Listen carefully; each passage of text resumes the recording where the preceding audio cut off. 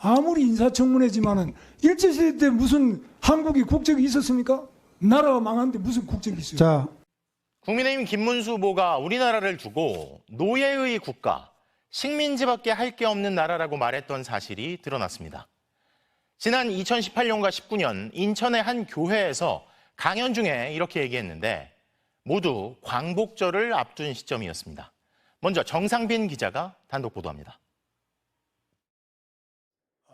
지난 2018년 광복절을 사흘 앞둔 8월 12일 인천의 한 교회, 국민의힘 김문수 후보가 강단에 섰습니다.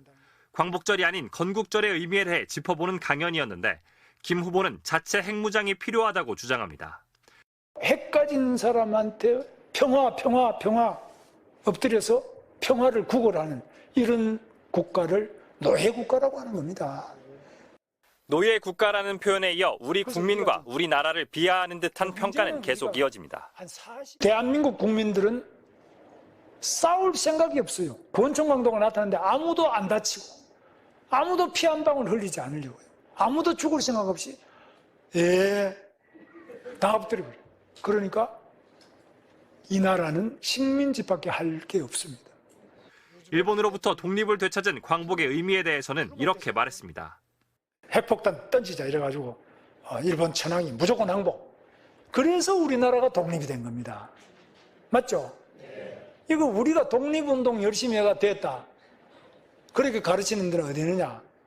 북한의 김일성이 그렇게 가르쳐요.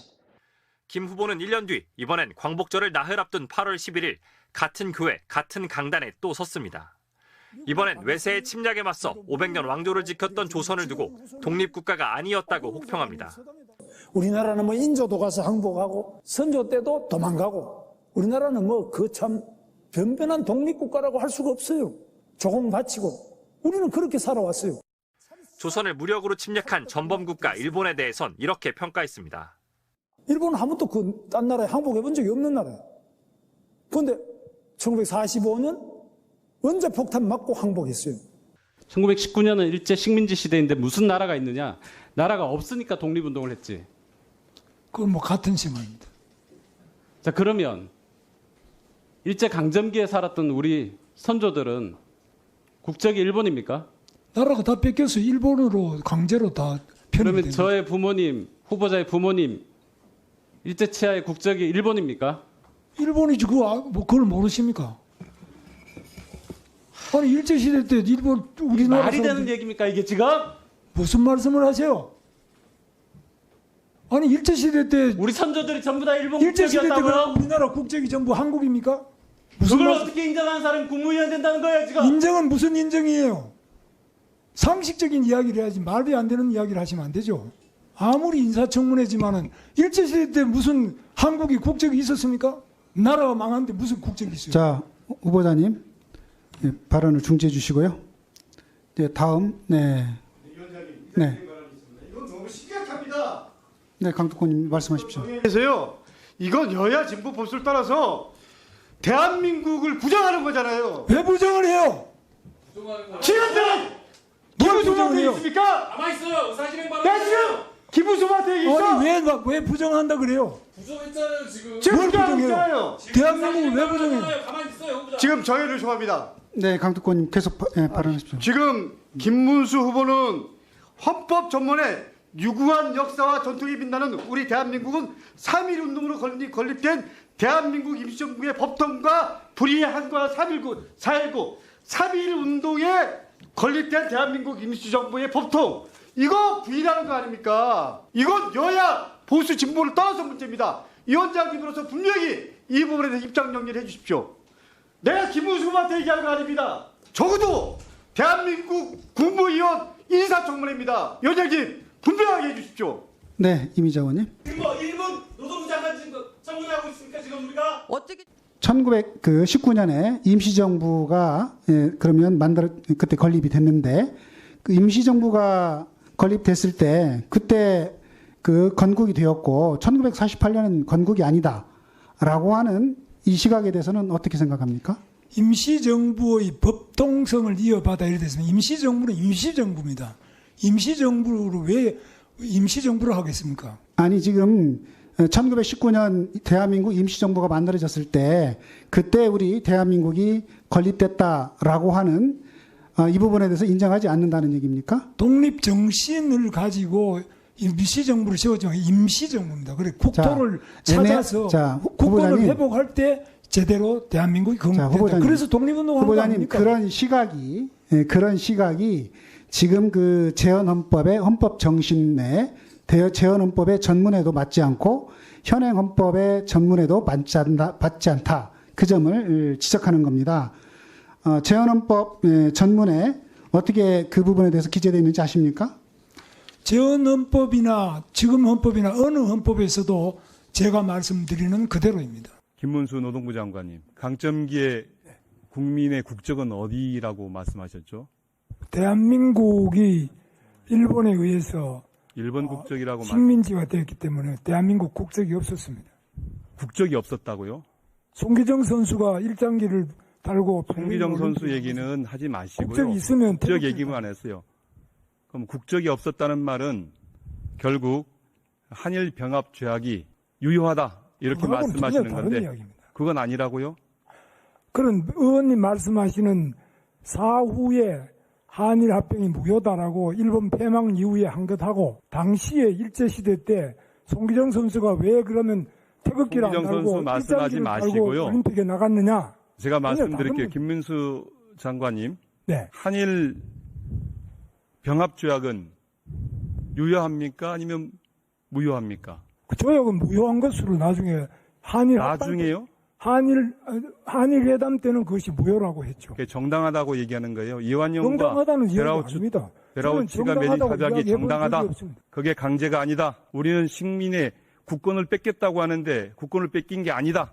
그렇게 답변하시는 거예요, 지금. 주권을 뺏겼죠, 그때. 주권이 뺏겨가지고 식민지가 된 거지. 주권이 안 뺏기면 왜 독립운동을 하겠습니까? 일본국 국민인데 뭐로 독립운동을 합니까? 국적 아니, 일본인데. 일본에 뺏겼으니까 독립운동을 하지. 일본에 안 뺏기는데 왜 독립운동을 합니까? 김문수 노동부 장관의 이야기는 1910년 병합조약을 무효가 아니라 정당하다라고 하는 궤변을 하고 계시는 거예요. 정당하다고 한 적이 없습니다. 왜 그러세요? 왜 남의 말을 왜곡하세요? 왜곡이 아니라 그런 입장에서 그렇게 표현되는 겁니다. 그게 만약에 아니, 2010년 남의 입장을 왜 병합조약이 마음대로 해석을 하냐고요. 이 중대한 문제를 가지고 국회의원이면 네. 아무런 해석을 일본 막 국적이신 합니까? 김문수 장관님, 총리님은 총리께서는 일본 국적이 아니라고 하시는데요. 아니, 총리 생각은 어떻든 저는 그렇단 말입니다.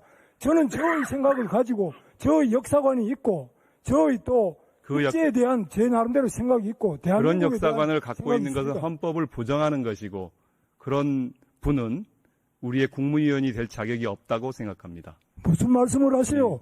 저는 우리 국가의 국적을 가지고 있고 저는 명백하게 국민입니다. 왜 국민의 자격이 왜 없습니까? 일제시대 때 그러면 우리 지금 김성수 선생이 일제시대 때 일본 국적을 가졌다. 일본에 호적을 했다고 해서 그러면 그 사람들이 다 우리 선조들이 대한민국 국민이 아닙니까? 다 역적입니까?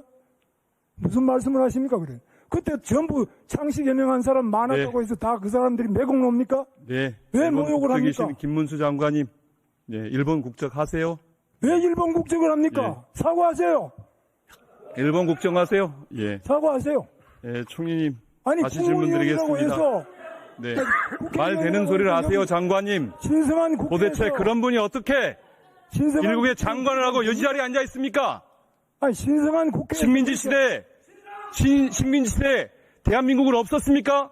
임시정부가 있었죠. 무슨 대한민국이 임시정부가 있었지 대한민국이 임시정부는 대한민국이 아니었습니까? 임시정부는 하나의 법통으로서 임시정부죠.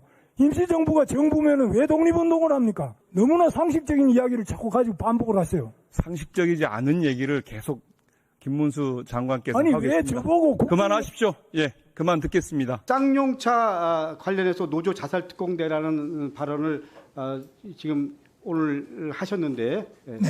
제가 요 끝난 그 다음에 제가 도의원을 했습니다. 그 당시 제가 그 당시에 쌍용차 우리 노조원들 손해배상 선처 관련해서 여러 번 그 당사자들이랑 면담을 한 적이 있습니다. 제가 좀 전에 우리 보좌진 통해서 한번 자료를 찾아보라고 했는데 자료 가져왔어요. 여기 나옵니다. 민주당 강덕구 고민정 몇 명 의원들이 우리 그 노조원들 뭐 관련해서 그 인터뷰 간담한 거. 그 당시에 이분들이 한 게 제가 지금도 기억납니다. 가압류 액수가 무려 280억이 넘고 완전히 우리 내가 무너지는 게 아니고 우리 가족의 생계가 무너지고 있다. 절박한 마음으로 했다. 이런 얘기를 합니다. 근데 이분들한테 자살특공대라는 얘기를 한 거는 지금 이분들이 그런 얘기를 했다고 얘기한 건가요?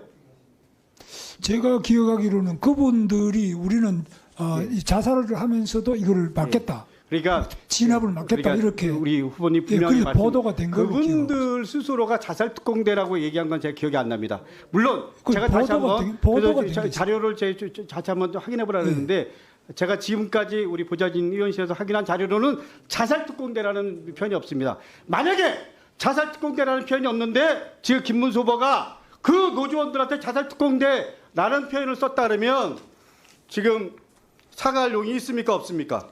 그런 말을 노조에서 전혀 한 적이 없는데 그랬다면 그거는 사과를 해야 맞다. 그런 거죠?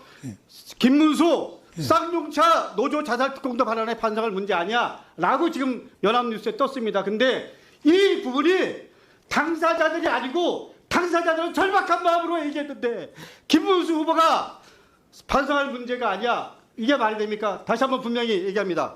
사과할 용이 있습니까 없습니까? 본인들이 말하지 않았는 것을 제가 그렇게 이야기했다면은 그거는 문제가 있다고 봅니다. 그렇죠. 그러면 사과하는 거죠? 네. 그 사과하는 거죠. 두 번째 묻겠습니다. 두 번째, 세월호 참사 유가족에게 사과할 용이 있습니까 없습니까? 세월호 참사 건은 제가 그걸 잘 도지사 때 일어났기 때문에 잘 알죠. 세월호 참사 유가족에게 사과할 용이 있습니까 없습니까? 뭘 사과를 하라는 거죠? 본인이 발언한 거. 본인이 발언한 문제. 왜 사과를 하는 거죠? 사과 못하겠다? 그리고 뭐 때문에 사과는 그걸 아니 본인이 발언한 거 다시 한번 들려줘요. 예. 사과할 부분을 말씀해 주시면 제가 본인이 사과할 발언한 문제 갖고 사과할 용의가 없다라는 겁니까? 본인이 무슨 발언 제 발언의 어느 부분을 사과를 이렇게 하셔야죠. 그러니까 그 죽음의 구판 더 이상 하지 마라. 이런 표현 쓴 거에 대해서 사과할 용이 있다 없다. 죽음의 구판이라는 말씀은 저는 이렇게 제가 조금 시간을 주시면 아니 좋겠습니다. 그러니까 죽음의 구판이라고 표현한 것에 대해서 사과할 용이 있다 없다. 그 부분은 사과를 요구하시는 것도 제가 이해하지만 저로서는 세월호가 매우 잘못 운영이 되고 있다고 생각합니다. 아니 그러니까 우리 유가족들이 이 부분에 대해서 성명서를 내고 사퇴 요구를 했습니다. 그러니까 사과할 용의가 있다 없다 그만. 예. 그 세월호 부분에 대해서는 제가 할 말이 많은데요. 그러니까 죽음의 구판 더 이상 하지 마라. 이렇게 얘기한 부분에 벌써 대해서 그만둬야 된다고 생각합니다. 네? 그 지금 너무 광화문 광장에 와가지고 적어도 유가족들에게 이렇게 마음의 아픔을 준 부분에 대해서 사과할 용이 있다 없다. 마음이 아프다는 것하고 그것을 의원님 그러니까 보십시오. 저는 유가족들에게 적어도 유가족들이 성명서를 내서 사과하라고 얘기했단 말입니다. 사과할 용이 있다 없다. 그러니까 제 말씀 그러니까 사과할 용이 있다 없다. 그것은 좀 더 다시 한번 사과할 용이 있습니까 없습니까? 그렇게 말씀하시면 안 됩니다. 그러면 사과할 용이 있습니까 없습니까? 의원님이 그런 식으로 누구에게 강제로 사과를 요구할 수는 없어요. 지금 이 청문회장입니다. 국민들이 그리고 세월호 유가족들이 쳐다보고 있습니다. 청문회라고 무조건 사과하면 안 되고 세월호는 과도합니다.